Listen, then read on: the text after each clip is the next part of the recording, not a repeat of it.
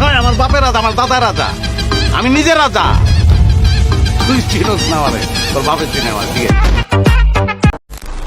মারবে না মারে? মারেন।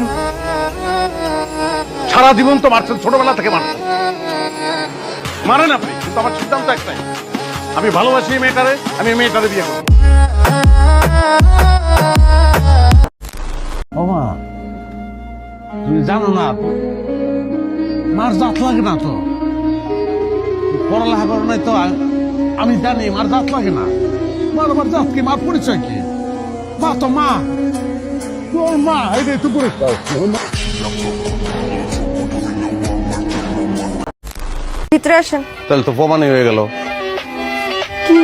খোলা আসমানের নিচে আপনি কেস দিয়ে দেন, নারী নির্যাতনের কেস। ঘরে ঢুকলার কথা আছে। আচ্ছা, আপনি কি বুঝতে পারছেন না আমি আপনাকে ভালোবাসি না? তারপরও আপনি আমাকে ফলো করছেন কেন? হ্যাঁ পাগল, লাগিয়ে না থাকলে হয় না।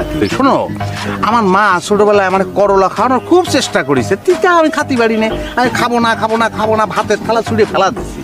সেই আমি এখন করলা ছাড়া ভাতই খাতি পারি না। তুমিও একদিন এই করলা ছাড়া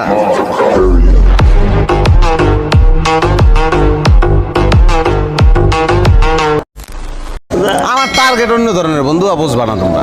আমি বড় হমুই মনে কর যে আজ থেকে তুই ধরে রাখ, বছর দশকের পরে তুই আমার দেখবি। কই দেখুন দেখবি, দেখা হবে বিভিন্ন জায়গায়, তুই ডরে কথা কবি না।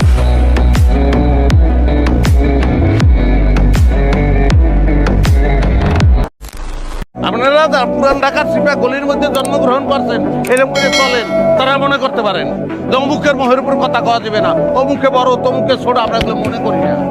আমরা গাঙ্গে হাতড়াই বড় হয়েছি, কুমিরে ধরছে, চোখের মধ্যে আঙ্গুল হাতাই দিচ্ছি, কুমির দৌড়েই পলাইছে।